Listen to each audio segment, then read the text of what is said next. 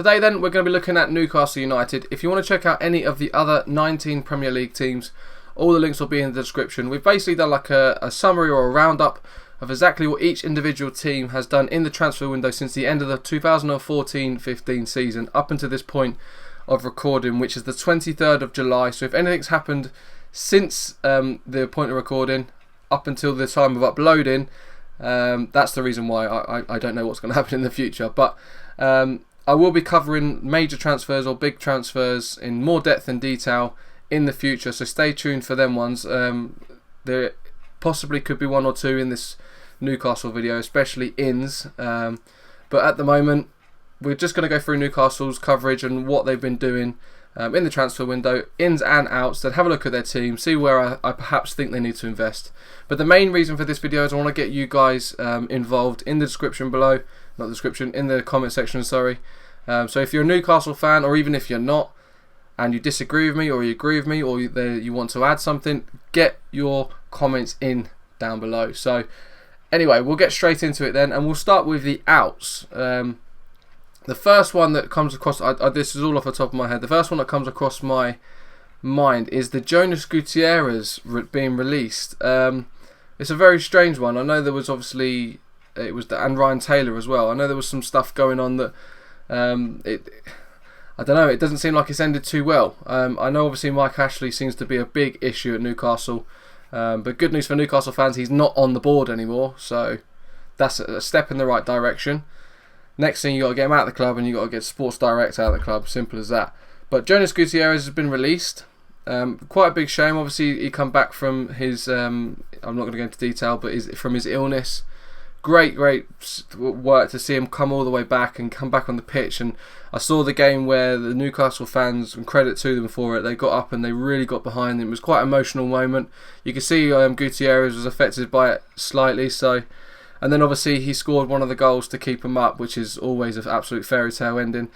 But it's a shame that it come to an ending, because I think obviously Gutierrez is sort of at his last stages of his career. But with some of the other players that are going out, I would have thought that he would have been kept at least, just out of pure credit really, and just pure niceness, if you like, if that's a word.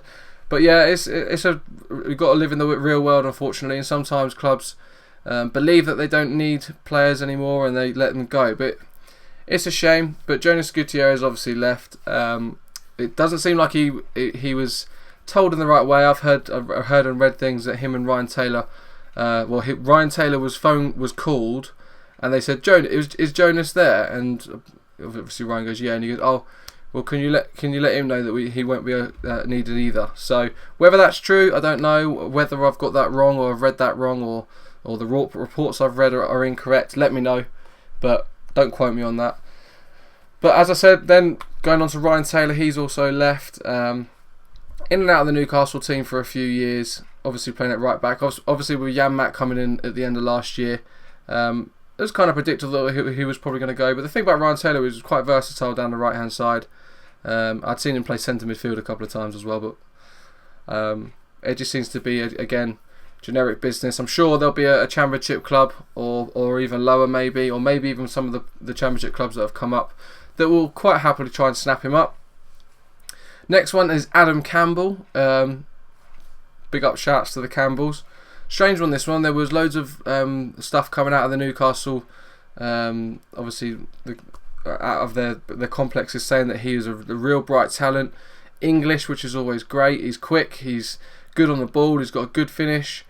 And there was all this stuff about how he could really break through and become a real good and bright talent for Newcastle, and potentially become a real sort of strong starter in the future.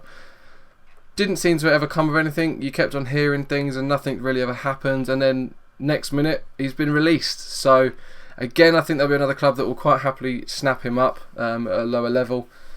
But yeah, that's a strange one as well. He's still quite young. I would have thought Newcastle maybe would have thought about keeping him on, but whether it was Steve McLaren coming in that decided that he wanted to let him go, or whether it was someone at the end of the season, I'm not too sure. We'll have to wait and see. But the last one is Sammy Amiobi. Now, this is actually quite a funny one, and I'm gonna explain why. Sammy Amiobi, he's gone to Cardiff City on loan, so back down to the Championship. Well, not back down, but down to the Championship. And Sammy Amiobi is a strange character. He's not the best of footballers, but something always happens when he gets the ball. I've noticed this whenever. Well, Newcastle fans may tell me differently, but whenever he gets the ball or something's going on and he's involved, something always happens. It's a bit like how Nani was at Manchester United. Not the best talented player. It's not quite all there with his all-round game, but if Nani gets the ball, something's happening. Something's going to come off for this. It's either not going to work or it's going to work. But at least there was that creativity that was at least being attempted. And I think Newcastle have been struggling with that a little bit, and they've been having to sort of force a lot of stuff, and that's perhaps why they've not been doing too great. And it's a bit of a strange one with Sammy Amiobi going, because, I mean, I suppose the good thing about it is they may give Rolando Aarons a chance to come through, and even though I go back to Adam Campbell saying that those are potentially bright things coming from him, it seems like the same way about Rolando Aarons, so perhaps that will give him an opportunity, because there's lots of shouting going about how Rolando Aarons could be a really good player in the future, and he's a youngster and he's English and it's great for England and all that good stuff again. So perhaps that's the reason why, and also going back to the reason why Jonas Gutierrez was also released as well, but I'm not too sure. But the thing about Sammy Amiobi is you can play on both wings, so it is a strange one. Maybe perhaps there's a different thought process behind it. But we'll move on to the ins anyway. Newcastle ins, and they've only made two reasonably big buys, if I'm completely honest. Jorginho Wijnaldum joined from PSV Eindhoven on an undisclosed fee. He can play in a variety of positions, including central attacking midfield, sort of left wing attacking midfield, right wing attacking midfield, maybe slightly deeper on the odd occasion. He can play centre midfield, but it's not his most natural position, or maybe like a false nine in behind the striker. But yeah, so the versatility of him is really, really good. Again, that might play into the fact that Gutierrez, Sammy Amiobi's been let go on loan. These players have sort of been moved on. The other one is Alexander Mitrovic from Anderlecht, also for an undisclosed fee. I believe in the region of about £9 to £11 million, I think. Don't quote me on that. Unless that was Wijnaldum, I'm not too sure. But anyway, Alexander Mitrovic has come in. He's a striker, very, very young. He's got a bright future ahead of him. Football Manager fans will, like myself, will quite happily tell you that he's a really, really good player and he's one to buy and all this stuff, and all the big teams buy him.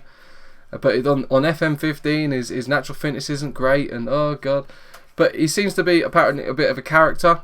So yeah, it seems like they are trying to invest in the right places. I say invest in the right places. I'll come on to whether I think they need to invest. But they've got a striker, which I think that they've missed. Maybe Wijnaldum in behind Mitrovic could be a new thing. But yeah, so what does that mean for the likes of Cisse? What does that mean for the likes of the other strikers? What's going on with Riviere? So yeah, that's pretty much it. That's all the ins that they've done. Now, what's my thoughts on Newcastle? Other than the actual background stuff that's going on at the club, which I think they've got a lot of problems with, aka Mike Ashley. I think that there's a lot of places that need to. I think they've done really, really well to keep Moussa Sissoko. I don't obviously quote me on that either, because there's still time to go left in the transfer window. Things can happen. Things can go down very, very quickly. But I think they've done very well so far to keep hold of Moussa Sissoko. And we didn't have the best of seasons last season, but he's still a very, very good player. But one of the main things that Newcastle seriously need to consider doing is they massively need to consider investing in their centre-backs. Hugely. This is my personal opinion. Mike Williamson is not a Premier League player. He's not of this level. He's a Championship or below. Colaccini is far too inconsistent. I think his consistency could increase if he's given a good central defensive partner. He used to have a reasonably good one in Stephen Taylor, but he is getting old. He's a little bit past it. It sounds like he's having real injury problems again. So between the three of them, it's not great. Paul Dummett, is he a left back? Is he a centre back? Who knows? But Dummett, I don't think is quite of that level as of yet. They've got some other guys in there like Curtis Good, Lobomir Saka, I think his name is. So yeah, they really had 3 centre backs in Williamson, Colaccini, and Stephen Taylor, and obviously Dummett can come in, but they massively need a centre back. They have to get one. Put a new centre back with Colaccini. Put Mike Williamson on the bench. See what the future holds for Stephen Taylor. See if they decide to keep him or not. The English factor will probably play into that. I think they've got a really good right back in Janmat. I think he's a good player. They've got Masidio Haidara at a left back as well, who can be a good player. But yeah, they definitely need a centre back. They've got a good goalkeeper in Tim Krul, which is always key. He made a lot of good saves last season, and he seems to consistently make a lot of good saves throughout as well. Obviously, they've got players like Vernon and Anita who can play in a variety of positions down the middle. I just think Newcastle really need a spine. If they can get Sissoko a good partner, they really need a defensive midfielder, because I don't rate Tiote as much as others do. Abid's not really coming into this whole hype that you had behind him for a while. And wingers as well. Obertan's not good enough. Marvu, you don't even see him that much anymore. He's not really that great.